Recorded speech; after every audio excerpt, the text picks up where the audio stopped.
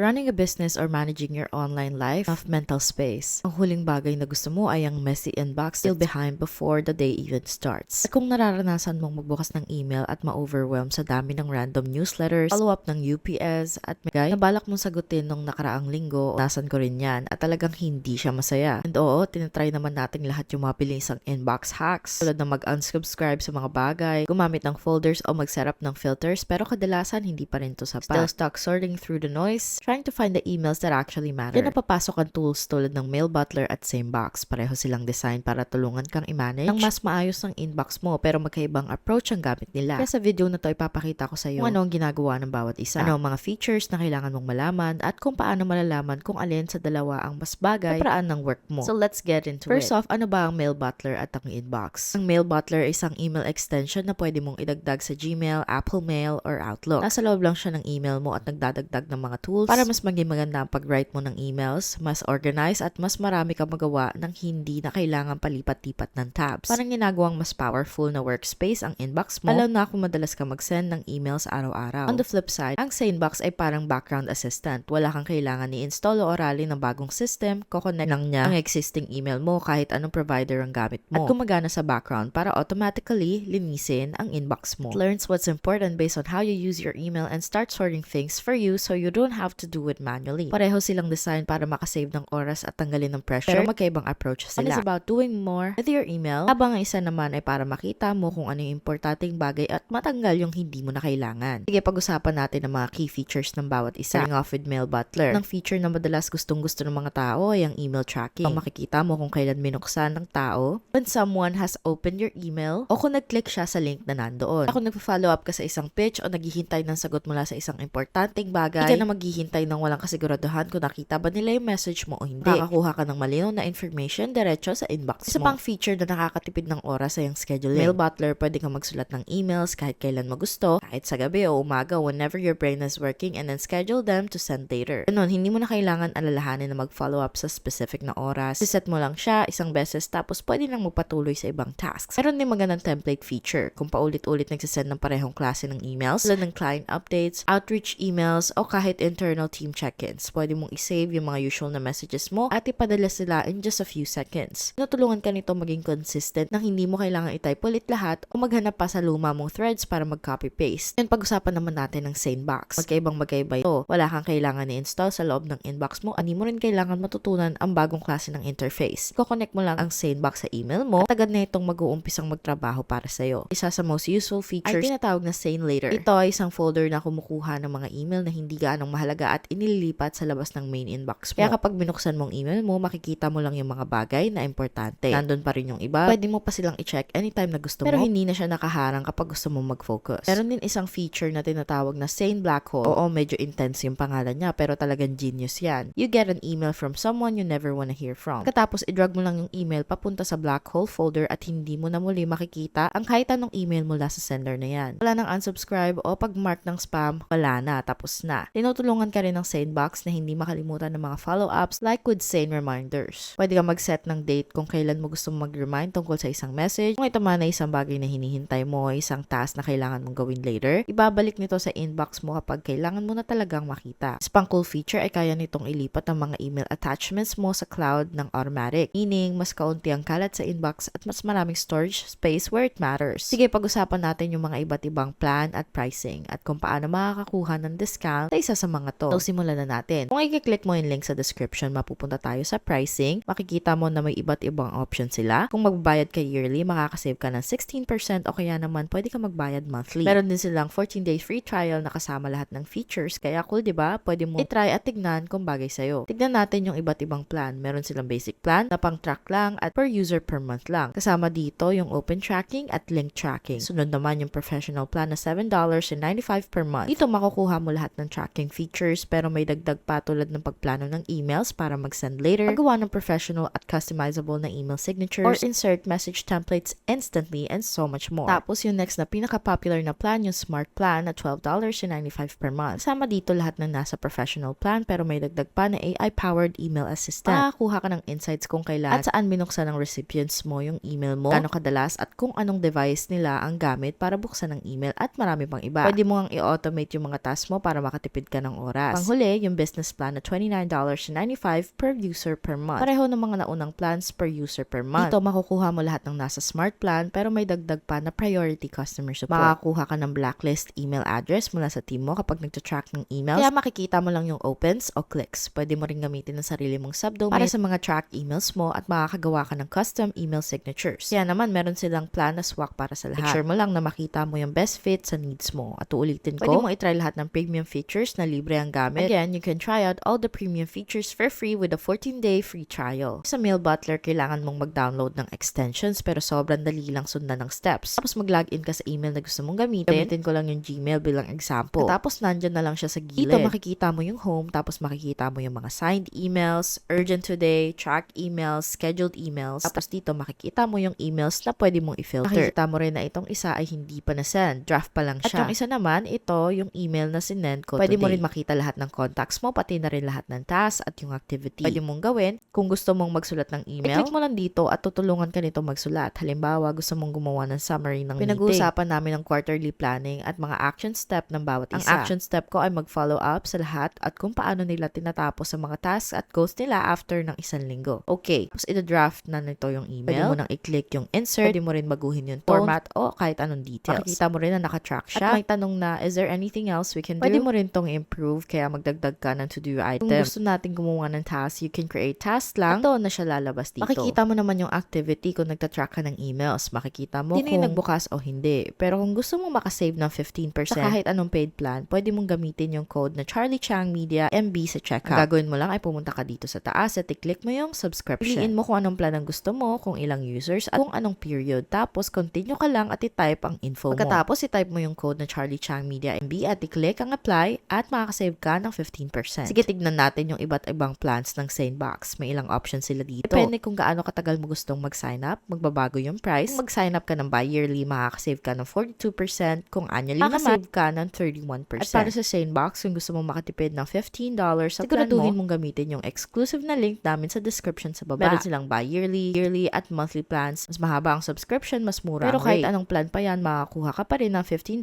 off basta gamitin mo yung link namin sa baba. So dito, meron silang snack plan. Basic lang para sa email sanity. $4.92 per month, pero billed annually. Sa plan na to, isang email account lang ang makukuha mo. Makukuha mo lahat ng lunch features, tulad ng daily digest at email deep cleanup. Tapos makakapili ka ng dalawang power features kaya ng Sane Later, Sane News, alinman sa iba pang features dito. Sunod naman na yung lunch plan. It's $8.25 per month, pero taonang bayad. Makakakuha ka ng dalawang email accounts, makukuha mo rin lahat ng lunch features kaya ng snack plan. Kasama na dito ang daily digest at email deep cleanup. Tapos makakapili ka ng 6 na power features mula sa listahang to tulad ng Sane Black Hole, Sane News, reminders, attachments, kahit ano pang gusto mong piliin. Sunod naman na yung dinner plan. It's $24.92 kada buwan annually. Makakakuha ka ng 4 email accounts, parehong lunch features, at makukuha mo rin lahat ng power features na talaga namang may plan sila na swak sa pangangailangan ng lahat at huwag kalimutan gamitin ng link namin dahil makakatipid ka ng $15 sa plan mo. Ngayon, para mabilis na pakita anong itsura ng SaneBox, hindi ko na kailangan mag-download ng extension. Pero ang nangyari, nagdadagdag ito ng dalawang labels dito, ang Sane News at Sane No Replies. Ang nangyayari, magpapadala siya ng email at makikita mo yung digest. Parang ilo-load niya lahat ng kailangan ko malaman. Ito, makikita mong pwede kong i-block ang sender na to. I've got 2 emails from this one and I've got 3 emails from that one. Kaya muli, magandang overview lang siya at pwede mong i-review, mark as read, move to inbox, archive, trash, or whatever it is. Kaya muli, sobrang simple at diretso lang at wala nang kailangang i-download na extension at kung ano-ano pa. So, kung gusto mong magsimula gamit ang SaneBox o Mail Butler, siguraduhin mong gamitin ang link sa description para makuha ang best price possible. Ngayon na alam mo na kung paano gumagana ang dalawang system na to, pati na rin ang pricing at plan options, tignan naman natin ang ilang pros at cons. Mas maganda ang Mail Butler kung ikaw ay madalas magpadala ng maraming emails. Binibigyan ka nito ng mga tools para mag-track, mag-schedule, mag-organize, and mag-follow up, lalo na pag nagtatrabaho ka sa sales, client management, or anything where your inbox is part of how you get results. Pero ang trade-off ay mas maganda ang performance nito sa mga specific na email platforms. Kaya kung gumagamit ka ng Yahoo o ibang hindi gaanong kilalang provider, baka hindi to compatible. Kahit na marami tong useful features, hindi lahat ng to ay available sa low-tier plans. Kaya kailangan mo lang siguraduhin na titignan mo yung iba't ibang plans at pumili ka ng isa na best fits sa needs mo. Sa kabilang banda, mas passive naman ang SaneBox. Hindi mo ito ginagamit tulad ng iba. I-set up mo lang ito ng isang beses and it just keeps your inbox clean in the background. It's really great kung sobrang dami ng newsletters, promotional emails, at mga random notifications na ayaw mong gawin araw-araw. Pero hindi ito nagbibigay ng mga tools tulad ng Mail Butler. Kaya kung ang problema mo sa email ay tungkol sa paggawa paggawa ng mga task kesa sa pag-filter ng mga bagay, baka hindi ito yung tool na kailangan mo. Kung tungkol sa bilis at automation, which one cleans your inbox faster? Kung pag-uusapan natin ng speed at automation, how quickly your inbox feels less chaotic, I would say Sanebox is fast. Nagsastart tong mag-work pag connect mo pa lang at sa loob ng isang araw o dalawa nagsisimula ng i-filter out mga low priority emails, linisin ang main inbox mo and helping you focus without lifting a finger. It's just the kind of tool that gives you the results without asking much from you. Hindi ibig sabihin nun mabagal si Mail Butler ha. Hindi naman talaga design si Mail Butler para automatically isort ang inbox mo. It's more about helping you manage the emails you're sending and receiving. Things like scheduling, follow-ups, templates, and notes. Pareho itong tools na to na makakatulong mag-save ng oras in the long run. Lalo na kung marami kang pinapadalang emails araw-araw. Pero kung ang inbox mo ay magulo at gusto mo lang ng mabilisang linis, mas bagay sa'yo ang Sanebox. And just a reminder, nandyan lang sa description ng links. Huwag kalimutan gamitin ang code na Charlie Chang EMB sa checkout para sa Mail Butler para makakuha ng 15% off at gamitin lang ang link namin para sa Sanebox para makatipid ng $15. At the end of the day, ang inbox mo should work for you. Hindi mo madidrain ng oras at energy mo. Kaya kung kailangan mo ng tool na mabilis, na naglilinis ng kalat, o isang tool na tumutulong sa'yo maging organized at sharp sa bawat email na sinesend mo, parehong may magandang i-offer ang Mail Butler at Sanebox. So ayan, tapos na ang video na to. Kung nakatulong sa'yo ang breakdown na to, pwede mo namang i-like ang video. Malaking tulong yan sa channel. Huwag kalimutan mag-iwan ng mga comments o questions sa baba. So talagang makarinig mula sa inyo. Ang channel na to ay para tumulong sa mga entrepreneurs at small business owners na makahanap ng smart and simple tools para maging efficient sa pag-run ng kanilang businesses. Maraming salamat sa panonood at kita-kits sa susunod na video.